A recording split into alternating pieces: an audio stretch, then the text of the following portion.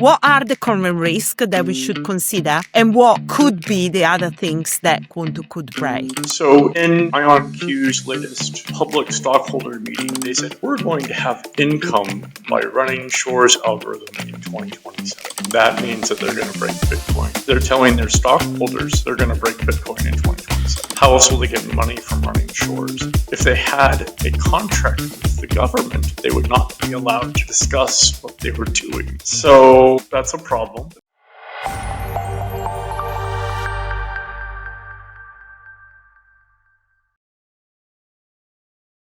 Hi and welcome back to the Financial Fox. My name is Steffi and today I have another episode about quantum and Bitcoin, or better, quantum and the crypto industry. Joining me is Ian Smith, CEO and CTO of Quantum EDM, a post-quantum secure layer 1 blockchain. Ian has decades of experience in cryptography and emerging technologies and is building what he thinks is the infrastructure designed to withstand the coming quantum era. Before we get into my discussion with Ian, just a couple of things. If you are watching our interviews, please take a moment to subscribe to our YouTube channel or follow Financial Fox on your preferred social media channels if you haven't done so already. It's really important to have your support so we can educate more people about crypto. Education is super important into this space,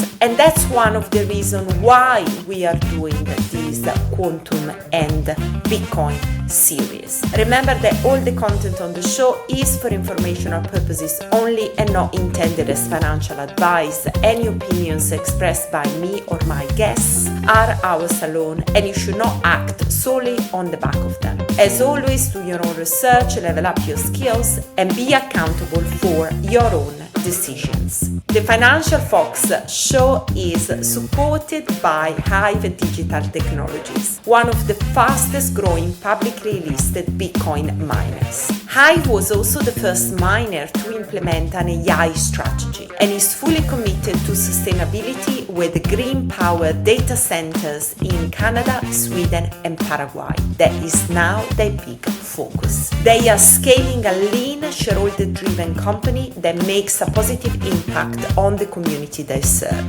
If you're interested in exploring AI, then you should check out their Buzz HPC tools for innovative solutions, which is basically their subsidiary. So check out Buzz HPC if you're interested in AI, and visit hivedigitaltechnologies.com to learn more about their digital assets, Bitcoin mining, and overall corporate strategy. Hi, Ian, how are you? Hello, I'm well, thank you. Thank you for coming on the show. I'm very excited to bring this third conversation about quantum, Bitcoin, and crypto, because I really think it's a very important topic, especially as our industry is evolving, is getting lots of support, even from governments and, institutions, and everybody's so excited. This is the future of finance, and Bitcoin is just going to go to the moon and is going to be worth $1 million, whatever, which I believe that is definitely an asset that would appreciate over time, but it's not going to be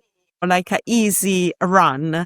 There are challenges, and definitely I see quantum being one of them, and that's why I reach out to you and your colleagues, and we started to have those conversations. So then, people in my network, but also, new viewers, and can reflect on it. I think it's all about awareness and, how together we can see what's the best action. So thank you for coming on board. Tell us, what do you do in the quantum space? Well, I've been in the blockchain space for a long time, and every year or two, sometimes 3 years, I would look and see what the state of the progress in quantum computing was. I just, crypto is still safe.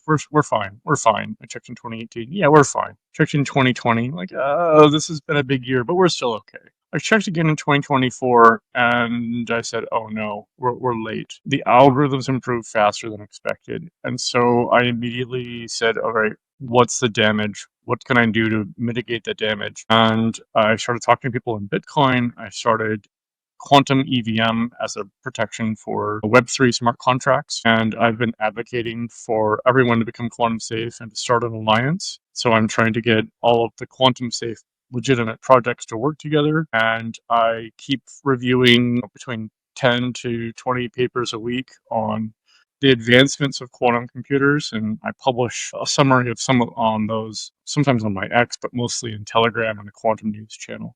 It's mostly I'm trying to keep my thumb on what's going on. And the scary part is when I see other experts talk about quantum computers, they're usually talking just semiconductors, or they're just talking topological qubits, and they're completely unaware of the other developments and the algorithm improvements. So it's really risky when we have these very, very narrow blinders on, and they answer a question.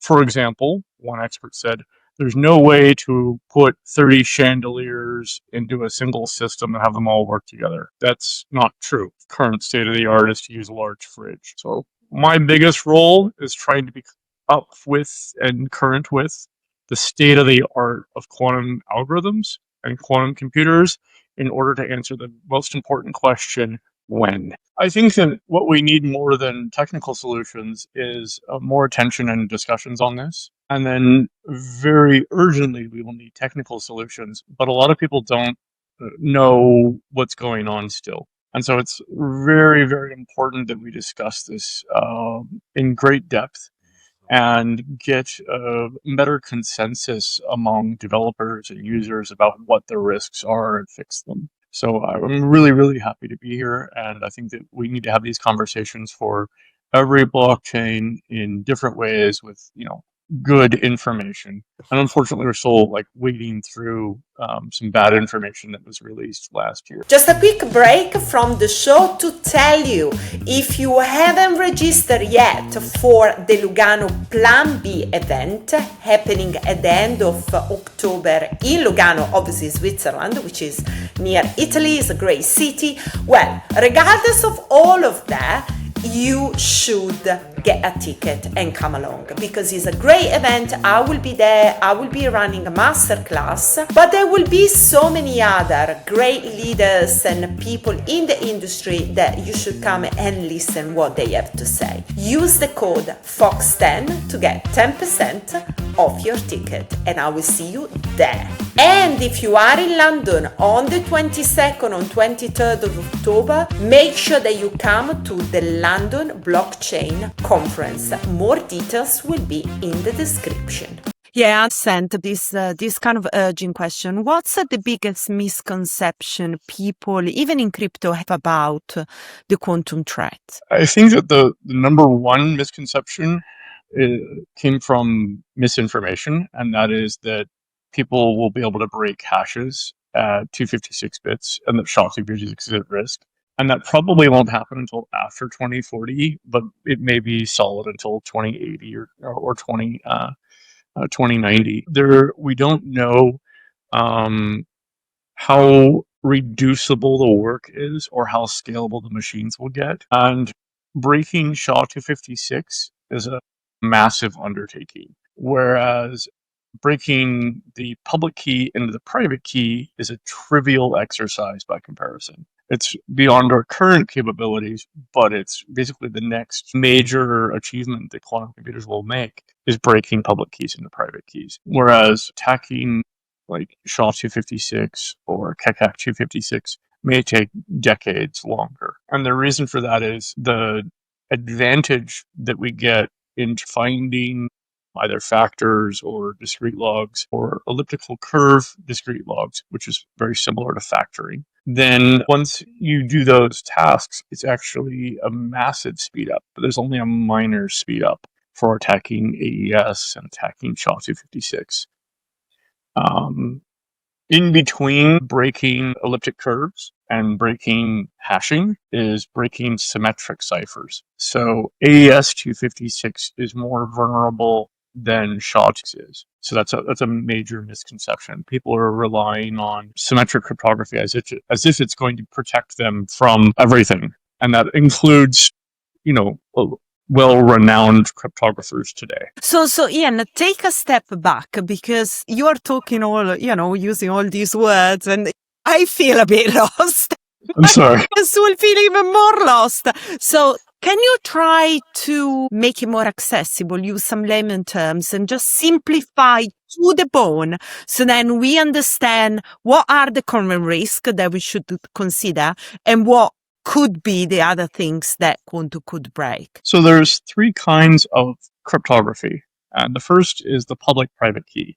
And this is what we're using to certify every transaction inside of blockchain. This is also what's used to prove identities. The Sony PlayStation attack occurred because there was an improper math used in their public-private key. And so they were able to recover Sony's private key and then sign any CD, any game, as if it was issued by Sony. So it was an impersonation attack that they were able to do. And it would also be able to impersonate your wallet and sign transactions and drain your account if that's broken. Now, symmetric encryption is where we both have the same key. It's secret. We don't tell anybody else. And we're able to exchange messages that way. The amount of data that you can send through public-private key systems is either only random information or it's smaller than the key that you use to sign it with. It's only a few bytes of information. Yeah. Whereas symmetric, you're able to send entire hard drives encrypted, and all of the communication, this is SSL, is going to be encrypted using that secret key. And then the third kind of not quite encryption is verifying the validity of data. And this is when you hash something, it's like your checksumming. It's like these are all similar. People use cryptographic hashes now as a way to verify that the data is correct, rather than adding all the numbers together and seeing what numbers left. When you're doing a hash, you're verifying the integrity of the data. And so your address is actually a hash of your public key normally. Yeah. The Bitcoin mining is done using hashes, and they're using SHA-256 twice. So the way to make AES last longer against the chosen plain text attack, the quantum variation will be very good.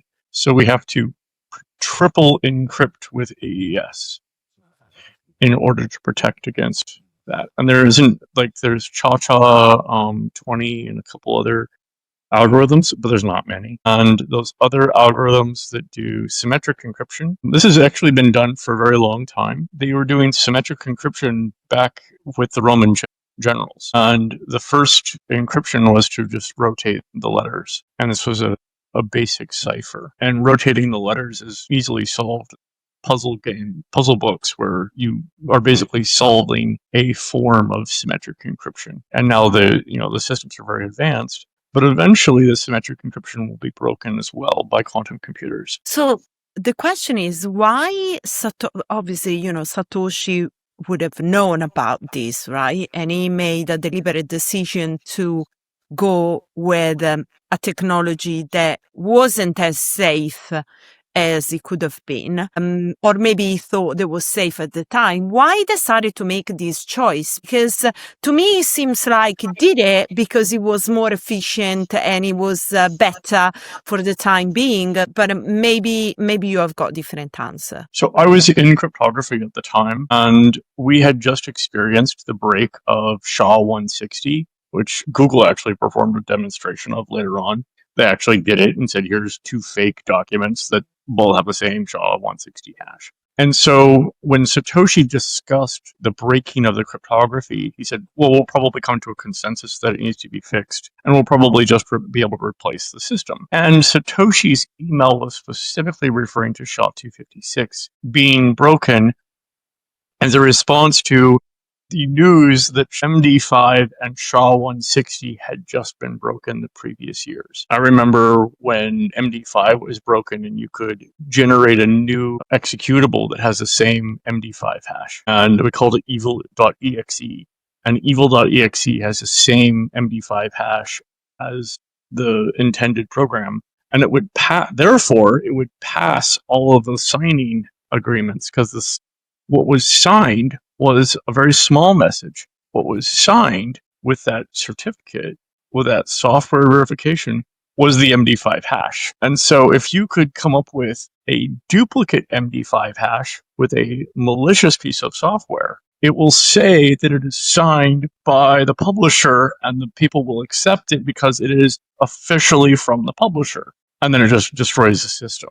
And so people were there was a website where you could create evil.exe with the same MD5 hash. Just, I think it was like 2 or 3 years prior to Satoshi's email. So he's like, okay, we're using SHA-256. Yes, I know that both MD5 and SHA-160 have been broken, but we can replace SHA-256 as the mining software if necessary. Okay. So it was because there'd been recent attacks. Now, the reason that they chose the algorithm SecP256K1 is that there was a whole bunch. The NIST has released a series of public standards for elliptic curves, and they had these really weird large numbers in them. P256 was one of them, P220 was another, and I think that there was a third one in the series. And these are very suspect. We call it that they have something up their sleeve, where they have a way of reducing the problems so that they could break the cryptography faster than anybody else could. And so the reason that SecP256K1 was chosen was the equation is y squared equals x cubed plus 7. And 7 is a nothing up my sleeve number, as opposed to a 30-digit long number that everyone doesn't understand. 7 is a number that we can understand. And then shortly thereafter, the Lightning Network, this cryptography had been proposed before, and that was ED25519. And that's the prime number is 2 to the 255 plus 19.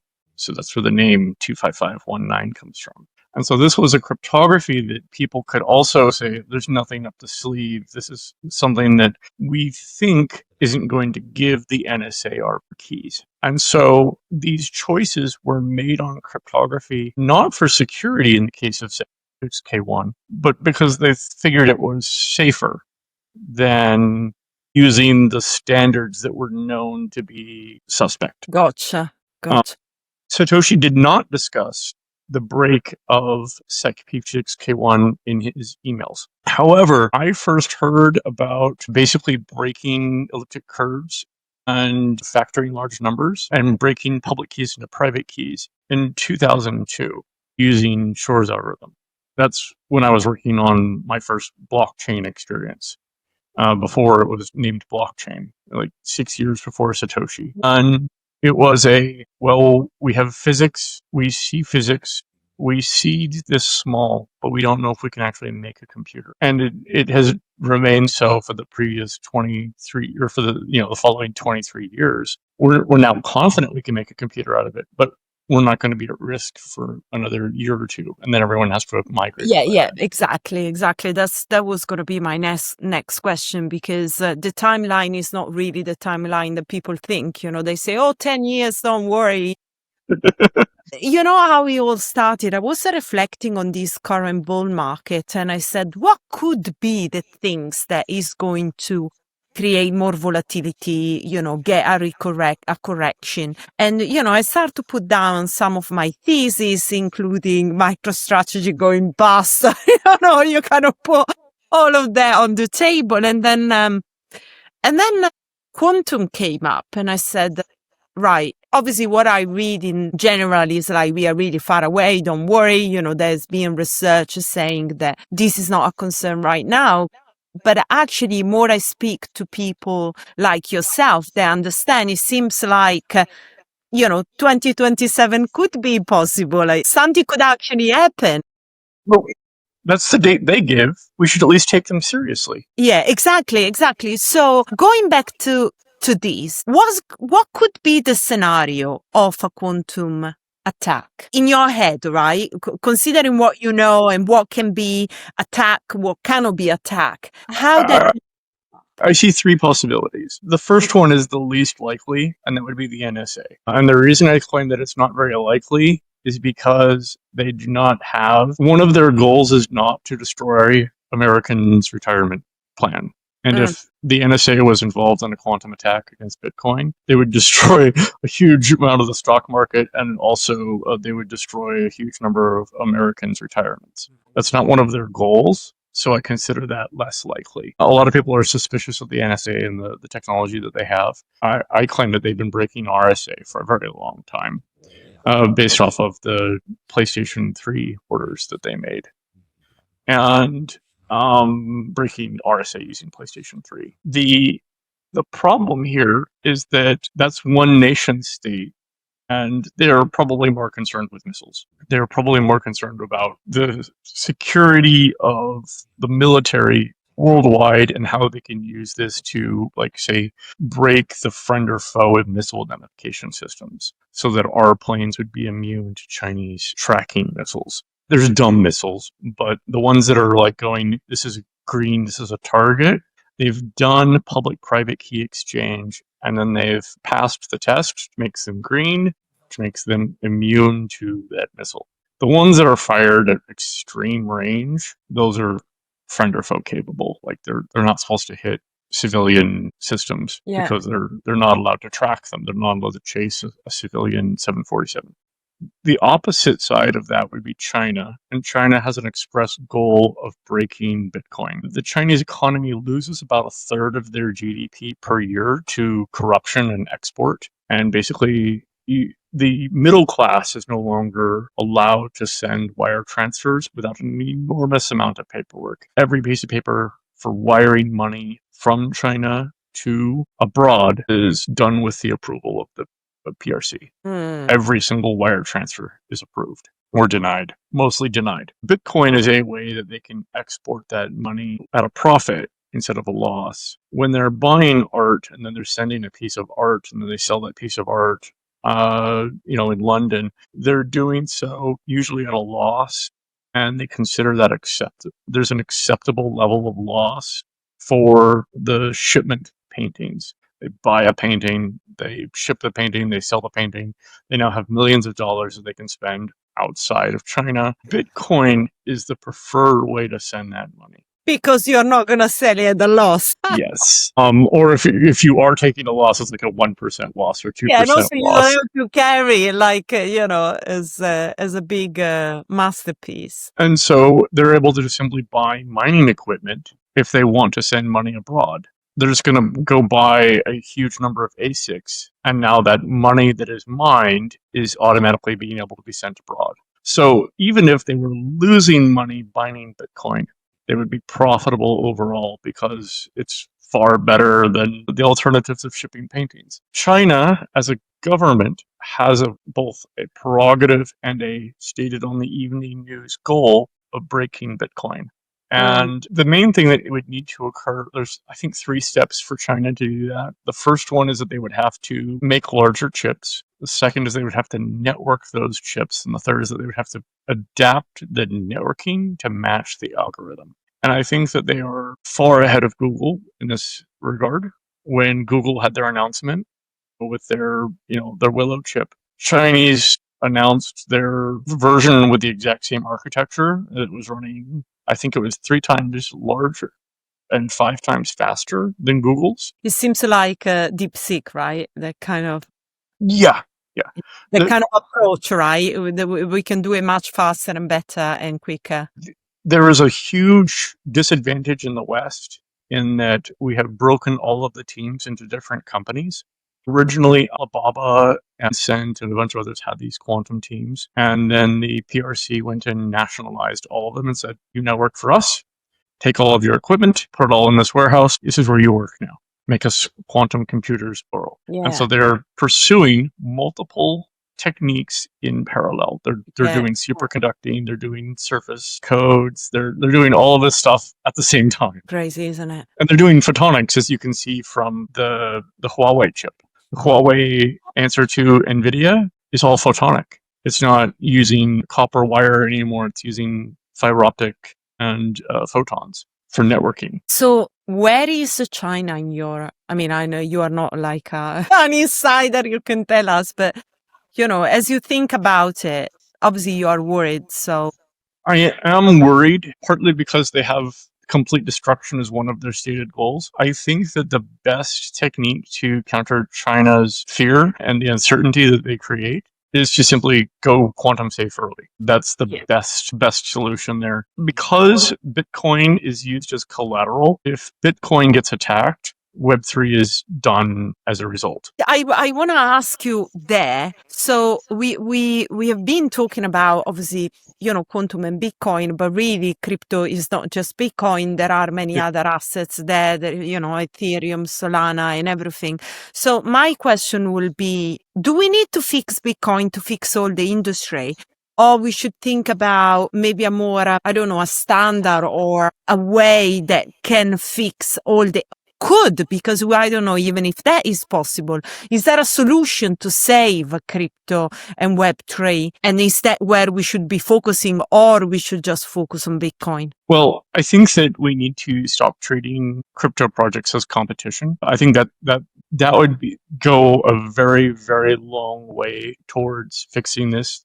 More than any other change that we can make. If they're using legitimate cryptography, they should be treated as a friend. If they're using post-quantum cryptography, they should be treated as a very good friend, because it may just be a few of us left. And the more adoption that we can get, the more chance that the entire industry will survive. And I'm basically, kind of off the cuff, like my mental math here, is that if we can save 10% of assets, then we have like maybe a 50-50 chance at survival as an industry. My concern is that, let's say that I save like a very small percentage of Web3 projects and we continue running, but Bitcoin gets broken, and Bitcoin, there is 4 stages of Bitcoin being broken. So let's just say that let's just say it's Satoshi's coins and another million Bitcoin get attacked. Worldwide banks and worldwide governments may outlaw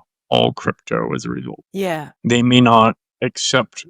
I asked for some AI, like really hard question off the, like math estimates. Given the adoption of crypto, given the number of public companies investing in crypto, and given the the holding by governments, if Bitcoin and the entire ecosystem goes down due to correlation with Bitcoin, if nothing else, what will be the magnitude of the result? And it was basically estimated at 2 to 3 times as bad as 2008. We're talking essentially between 10 and 15% of the economy, the global economy. People will starve. I mean, it just seems crazy to me that, the big institutions are not thinking about that, and the big guys, they are not really thinking it's not all green, right?